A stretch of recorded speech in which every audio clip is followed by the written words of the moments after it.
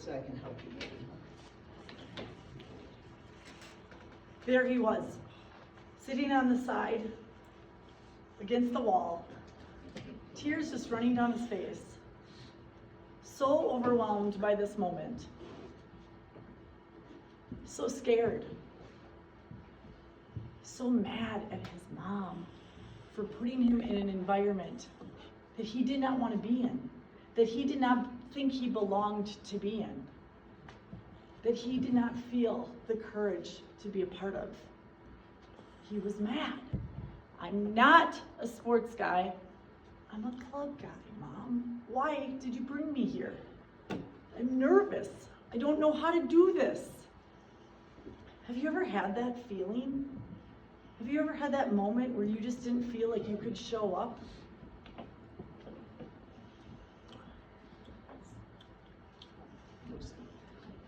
Well, as we all know, feelings pass. And as you can see on the second slide,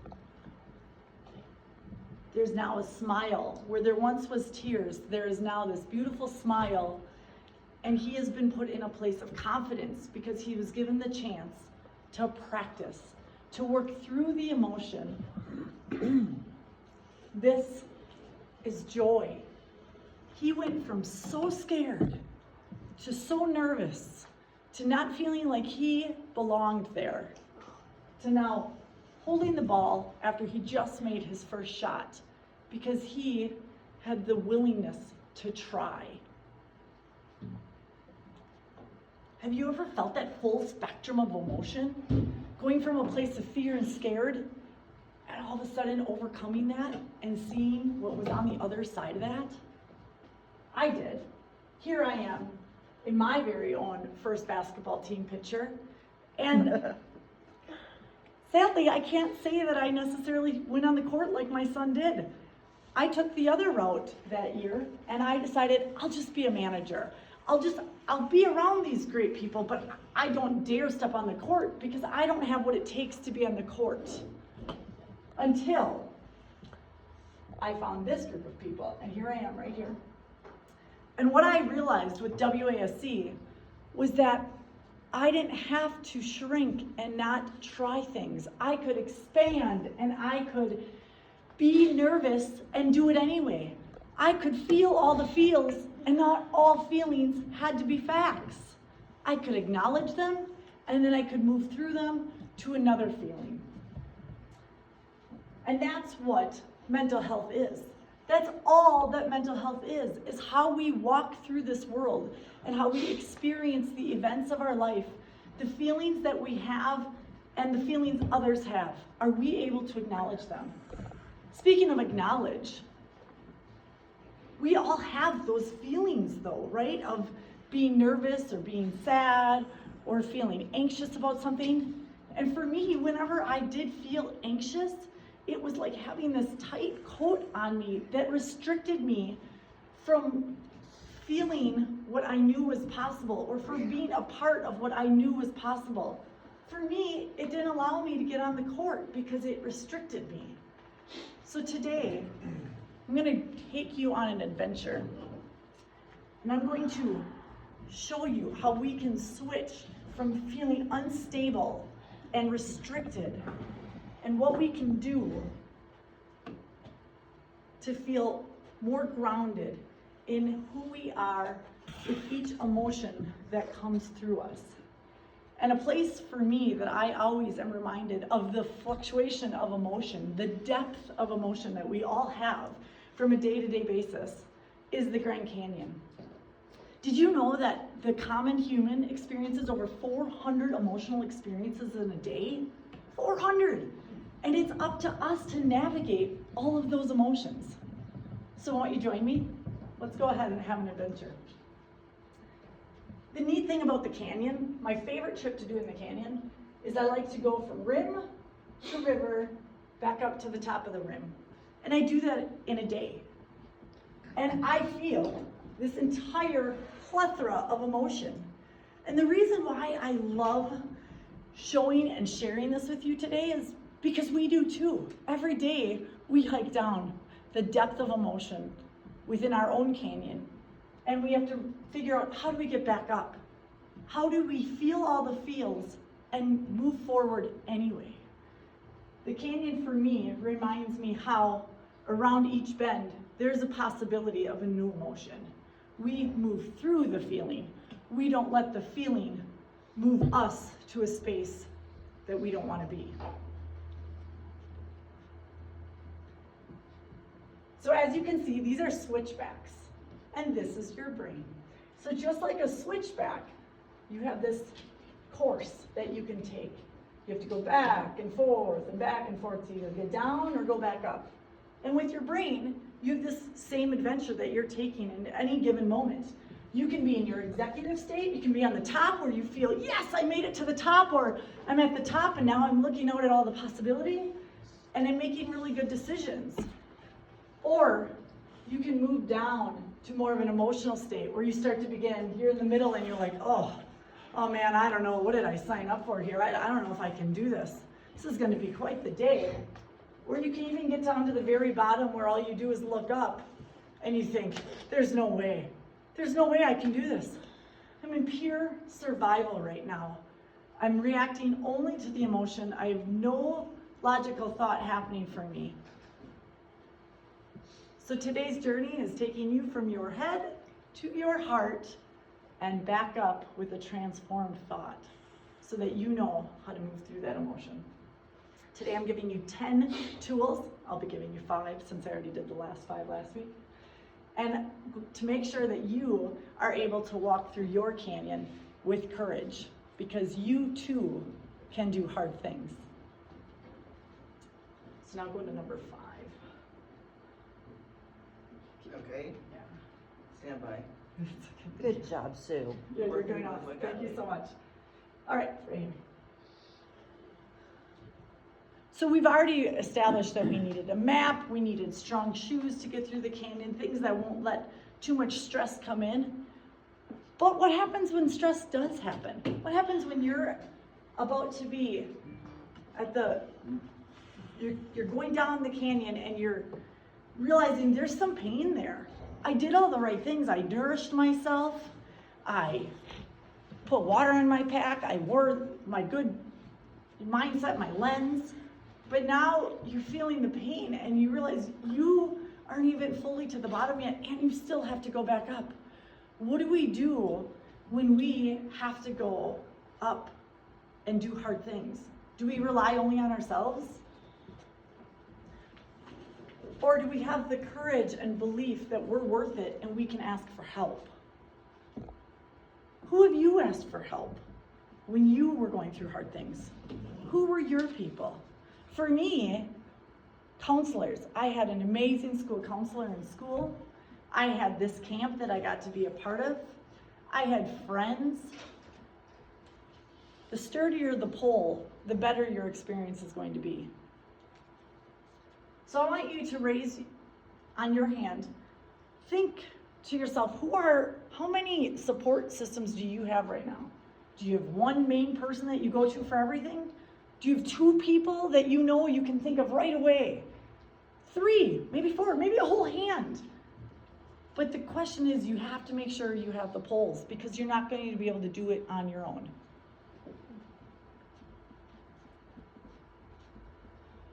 All right, we did it. We got down to the river. Now the river is a beautiful sacred place. The river, for some people, is just the destination so they can go back right up. And they don't necessarily stop to enjoy the river. Do you recognize the rivers in your life? Do you allow yourself to rest at the river? Or do you turn around and go back up? I would encourage you today to rest at the river. Celebrate, pause and celebrate. As leaders, I know that we're always looking to do the next thing. We get invigorated with to-do lists and projects that we can take on. But I also think there can be an invigorating process of just pausing and celebrating and resting at the river. Because when you rest at the river, you get to reflect on all that you've done. So right now I want you to take a minute and I want you to turn to your partner at your chair And I want you to talk about something that you can celebrate.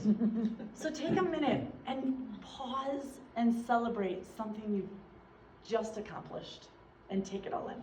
Thank you. You want us to do that for real? Yeah, for real. For real. Hey, we gotta talk to real. What are you proud of?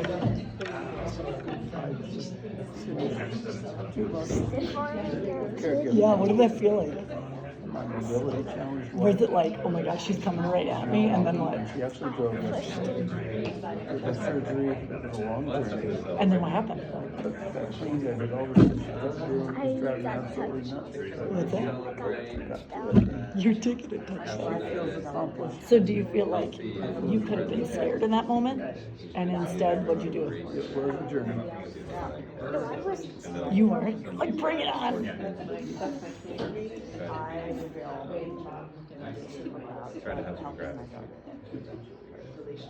Good. I'm really proud that I'm able to have things like again. That was really exciting. And what else? That was such a fun thing. Yes. All right, if you guys could wrap it up, give yourselves about 20 more seconds. Then we'll come back when you see my hand raised. Okay. So as you're down at the river and you've talked about what you've celebrated, the other thing that you can ask yourself is, what extra weight might I be carrying? Now it's time to recognize I've got to go back up. This thing that I just came down, I now need to go up. And this is the point when you're like, I only want to carry what I really need to carry, because otherwise I am going to be bogged down. So what are the things that might be bogging you down? What are the things that you have that are extra weight in your pack? The thing that I find is so interesting is that we can be convinced that the things that we're carrying are really pockets on this thing. We can be really convinced that the things that we're carrying are necessary. They feel like they're loving to us. If I worry, it's because we're supposed to worry. We have to worry because otherwise we're not on top of things. But that weighs us down. Or I have to have an opinion about what that person just said. Yeah, I have a right to have an opinion about what that person just said. And how that person lives, that is, it's all weight. It's all extra weight. Or what that person just said about me. That's my business. I need to defend who I am. And I will tell them that is not, or you know what? I just heard this rumor, so now I need to share it, because I mean, if I know the information, I better share the information. It's all extra weight. I know that it looks like it's loving you and protecting you, but it's also bringing you down. So what if we could still have this love that we carry with us, but it just could be lighter and it didn't have to be so heavy? We could let go of the fears and the comparing ourselves of others. We could let go of the blame that we want to place on our parents or our peers or our teachers. We could let go of those things. We could let go of people's opinions and let that be their own business and not ours. So the way that we do this very cool tool that I'm going to give you, is a question. See, we all have thoughts all day. We have thoughts all day. We have over 60,000 thoughts in a given day, everybody does. And unfortunately, 40,000 of those thoughts are most likely negative. That's just called our default setting. Unless you put in practice some routines or strategies to question your thoughts. I want you to think of thoughts like you think of birds, right? We can't control the birds that are gonna fly overhead, but I can guarantee you're gonna be able to prevent the ones from putting a nest in your hair. And that's how a thought goes. You will have them, but you get to decide which one you're going to let rest and plant. And the other ones, you will just sway away. So a way to sway away the thoughts that do not serve you is first, is it true Ask yourself, think of a thought that you've thought today, or that you've thought yesterday, or that you shared with a friend about being frustrated. And I want you to ask yourself, is it true? Really? Absolutely true. Can I prove this? Or is this just a thought? And then I want you to ask yourself, how do I feel when I think this thought? Is this thought actually helping me? So when I think that I'm not capable, does that feel energizing to me? Or does it feel depleting? Because I have an entire canyon I have to walk up today. So if I don't feel like I can do it, or I don't belong here because I'm not athletic, or I've never been coordinated enough, does that feeling serve me? Does that thought serve me? It does not. It drains me. So how do I act when that's true? I act discouraged. I give up. I don't sit in the space that's available for me. But instead, how would I feel without this? How would I feel without this thought if I replaced it with a more loving, lighter thought? I would feel capable. I would be able to move through the emotion and start my way back up. So I encourage you to remember, you can always question a thought. Doubt your doubts. Oh, it's okay. That's where we are. Oh, keep going. Fill your time. No, that's okay. We're going all the way to number 7. 5. There you go. And then, okay. It is the same. It's the same as the last one. So I just want to pause, give you guys an opportunity. Let's check it in. Where are we at? So we're about to go up. We just released our pack. You've gotten nourished. Let's make sure we hydrate too. Because you know that when we drink water, our bodies are made up of water. We're 90% water. And so half the time when we're feeling those 40,000 negative thoughts, some of it's because we're just simply dehydrated. And when your body is lacking something, it comes out in negativity or frustration. And sometimes you just need to replenish. So as we start our way back up, next slide. Oh, sorry. Nope, you're okay. Now you have to pick what your focus is going to be. Because that whole canyon is pretty big. You're gonna look up and you're gonna feel pretty overwhelmed, right? But you know you're capable. I know I can do this. I know I'm made for this.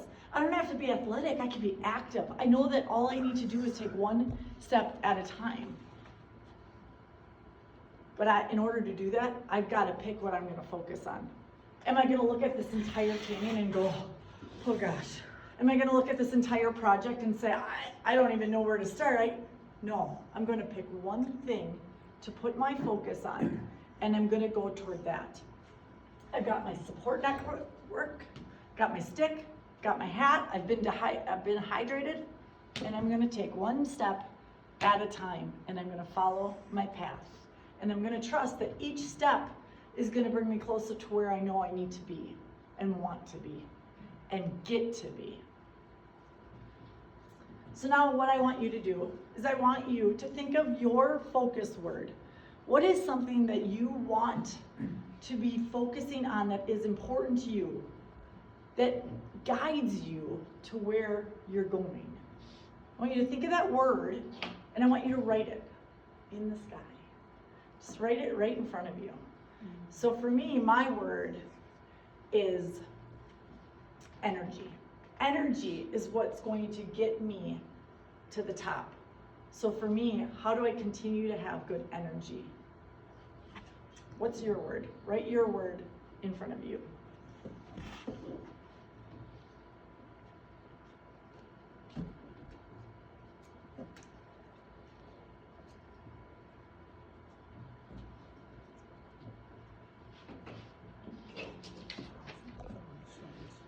All right, so we have our focus, we know where we're going, we know what we need, we have our support, we're replenished, but you know what, that uphill, I mean, if you go up the Kaibab Trail, it is like straight up, because you are cutting 2 miles, but you are going straight up. So now I'm I'm looking at that, and this is always the point of the trail where I say, oh, I don't know. I'm gonna have myself a Jolly Rancher, because you need something sweet in your life. And then I'm gonna turn on my music. So, pretend cell phone. So here's my cell phone. Now I'm gonna ask you, we all have cell phones in this room, most of us do. Is your cell phone giving you the encouragement that you want it to? Is it part of a healthy influence, or is it detracting from you by distracting you? We all have a choice on how we're going to use our cell phone. Are we going to use our cell phone to pump us up and share good things, or are we going to let that cell phone distract us and tear us down?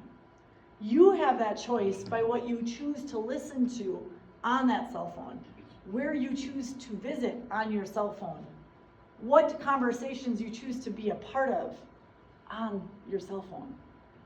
Are they giving you energy, or are they taking your energy? For the sake of time, we'll skip this part, but just this will be my part where I'll click on this, and I'm gonna let everybody dance, and we're gonna move around, and we're gonna get energized, and it's a really good lyric song. Oh, You don't want to go there. no, we don't have to, but you get the idea. So then this will be that pause for everybody. Okay. And then I just need this slide. This one? Yeah, Okay. right there. Audience Perfect, participation. thank you. There we go. Here's Hudson. Here's the guy that wasn't a sports guy. And guess what? He's in his second sport now. Now he's a T-ball guy. So look what happens when we have the ability to see what else could be past that first feeling that we have. When we can move through the emotion. This is me at the top of my canyon. I made it to the top. But as you notice, you can't even see the canyon anymore. It's cloudy, it's covered. I want you to know you're gonna have those days. You're gonna have days where you can't see 30 feet in front of you because the emotion takes you over. But just like fog, you have to take that first step and you have to move through the emotion. And if you have the courage to move through the next step of that emotion, I promise you, the clouds will lift and the canyon is there. The beauty is still there within you because you will realize that it never left. It just simply got covered. Life is going to break your heart. That's just part of being here. There's a person, there's a parent, there's a peer that's going to crush you. But you need to know that it's worth it. And when you have the courage to face that feeling and trust that that breaking is only opening you up to bigger and better things, that's when you know that the possibility of the unknown is what makes life worth living. Thank you.